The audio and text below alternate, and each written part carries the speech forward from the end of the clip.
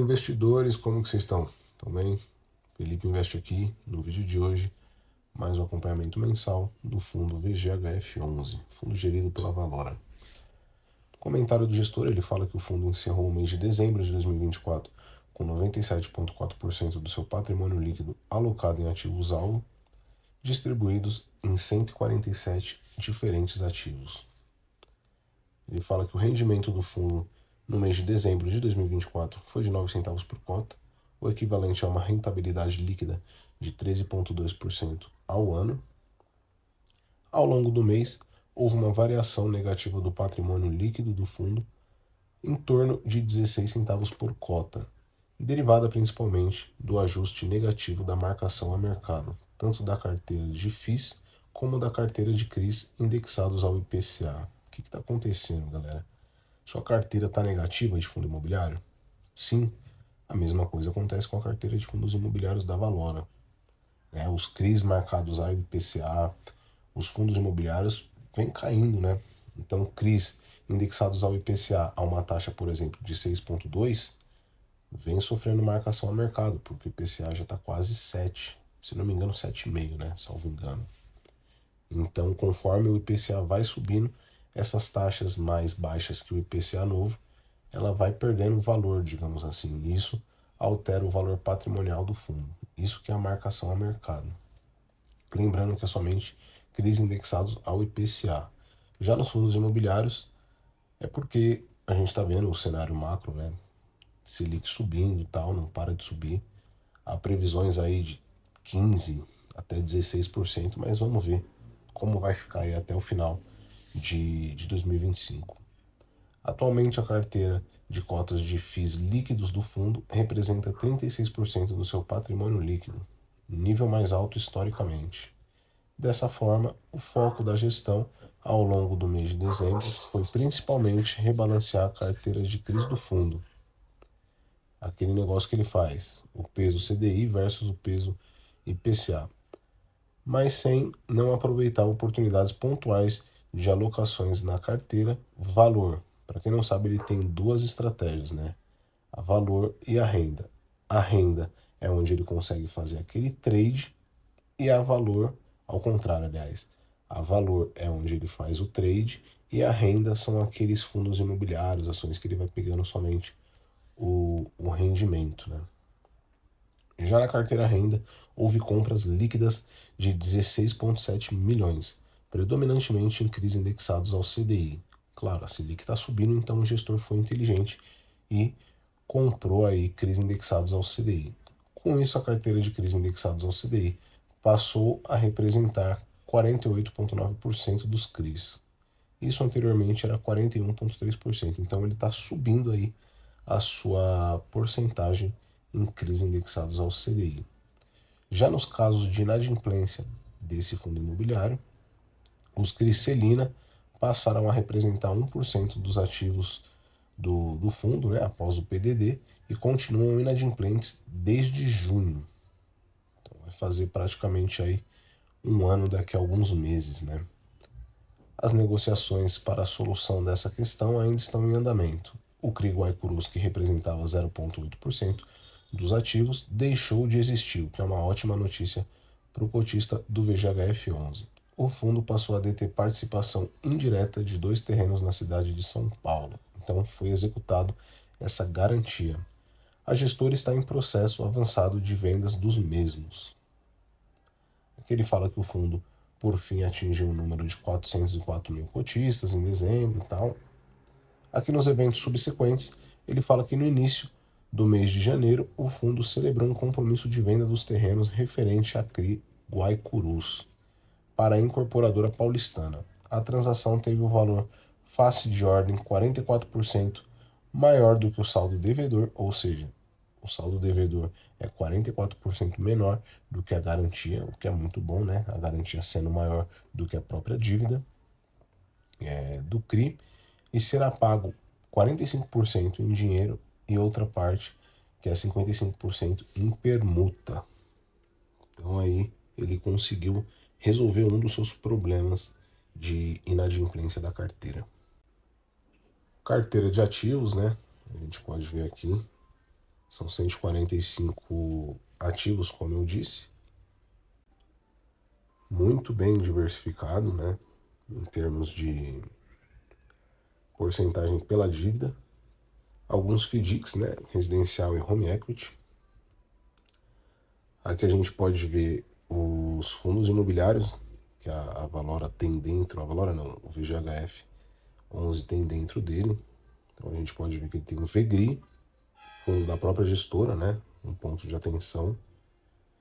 Ele tem aí outro fundo da Valora de infraestrutura, JSRE, BRCR, enfim. Aqui todos os fundos que ele tem na sua carteira. E tome fundo imobiliários, VEGIR. Então ele tem bastante fundo da própria gestora, né? Na carteira VEGIR, VEGIP, VEGRI. Acredito que só esses, né? Então mostra que, pelo menos para mim, há um pouco de conflito de interesse, né? Me deixa um pouco com o pé atrás. Só de estar olhando aqui os fundos imobiliários que a VGHF compra, né? Pô, será que não tem fundo melhor do que o VEGRI? Um fundo de laje melhor que o VEGRI?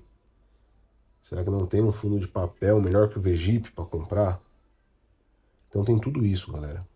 A gente tem que prestar atenção bastante em gestoras que não pensam no cotista, né? Pensam em si próprio. Aqui na carteira de ações ele tem 6 ações, né? 5 ações. Multiplan, Allos e Iguatemi de shopping. São Carlos e Simpropic e Tech de escritório. Aqui algumas SPS. Para quem não sabe o que é SPS, é como se fosse um grupo de pessoas que dão dinheiro para uma construção de um prédio, vamos colocar assim. Aí a gente está vendo aqui, né, segmento residencial. Então é um grupo de pessoas que dão dinheiro, financiam a construção de um prédio. Aí esse prédio vai estar pronto e tal. Quando esse prédio estiver pronto, ou eles vendem, né, esse prédio, ou eles podem alugar esses apartamentos e tal. Então gera um retorno bem legal as SPS. Uma pena que eles não abrem, né, pra gente. Então aqui a gente vê o patrimônio líquido do fundo, 1.399 milhões. A rentabilidade bruta versus o rating, deságio da cota, então essa cota é a 7,50, ela vai dar um retorno bruto de IPCA aproximadamente mais 12 e CDI mais 4. Distribuição de resultado, a gente pode ver aqui que o fundo distribuiu 9 centavos, né? Aqui eu marquei aqui as SPS, galera. Quase 2 milhões o fundo recebeu só em dezembro de 2024. Então é um valor bem alto, né? Aqui o resultado passivo de distribuição, 15.798.000. A distribuição total foi de 14.824.000. 9 centavos por cota, com 21 dias úteis. Dividend yield anualizado 13,20%. Então muita coisa aí, pagando mais de 1% ao mês, né? Aí tem um resultado acumulado aí de 2 centavos por cota. Como eu disse no começo do vídeo, o VGHF11 tem duas estratégias, a renda e a valor. Um é para fazer ganho de capital, fazer trade e tal, e o outro ali, ele só pega o dinheiro dos dividendos, rendimentos e afins. Na alocação por estratégia, a gente pode ver que ele tem 50,6% em CRIs e FDICs, 37,2% em fundos imobiliários e ações, 12,2% em fundos imobiliários, SPS e FDICs subordinados. Já na sua outra estratégia, que são com ativos alvos e tal, que, se eu não me engano essa é a renda, né? Ele tem 49,5% em CRIs, 42,7% em fundos imobiliários, 5,5% em SPS, tem um pouco de ações e um pouco de FDIC também. Aqui na alocação por indexador dos CRIs, ele está praticamente 50-50, né? 50 CDI e 50 IPCA. Alocação por segmento dos CRIs, ele tem bastante residencial pulverizado, o que é muito bom, né? Porque são vários CRIs dentro desse pulverizado, então não vejo muito risco, né? Eu até prefiro um residencial pulverizado do que um próprio residencial. Tem hotel, escritório, BTS, shopping, infraestrutura e logística. Na alocação por segmento dos fundos imobiliários da carteira valor, ele tem aí escritório, desenvolvimento residencial, recebíveis, infraestrutura, logística, shoppings, hedge funds e FOFs.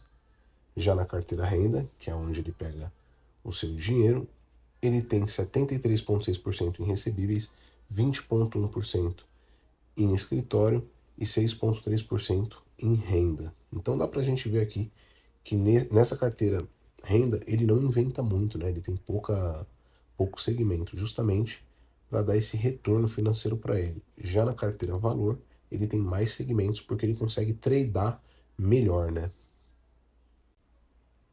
Basicamente, essas duas estratégias, né, do VGHF11 na carteira renda, propriamente dito, para ele fazer a renda, 49,5% estão em CRIs, 8,9% em fundos imobiliários e 0,3% em FDICs. Já na carteira valor, que é onde é que ele vai fazer esse trade, esse giro e tal, 41,3% do seu patrimônio, sendo que 33,8% está aí alocado em fundos imobiliários, 1,2% em ação, 0,8% em FDIC e 5,5% em SPS. Aqui é a evolução do patrimônio líquido e a distribuição dos rendimentos, né? A gente pode ver que essa cotação vem sofrendo devido ao cenário macro, coisa que eu já expliquei no começo do vídeo, né? Aqui a gente pode ver a rentabilidade com o dividendo que ele vem pagando. Então, ele vem se aproximando aí, né, dentro desse ano de 2024, praticamente em mais de 1%, né? Foram poucos os meses que ele vem pagando 99%, 98%, quase 1%. Mas na maioria é sempre 1%, 0,04%, 1%, 0,02%.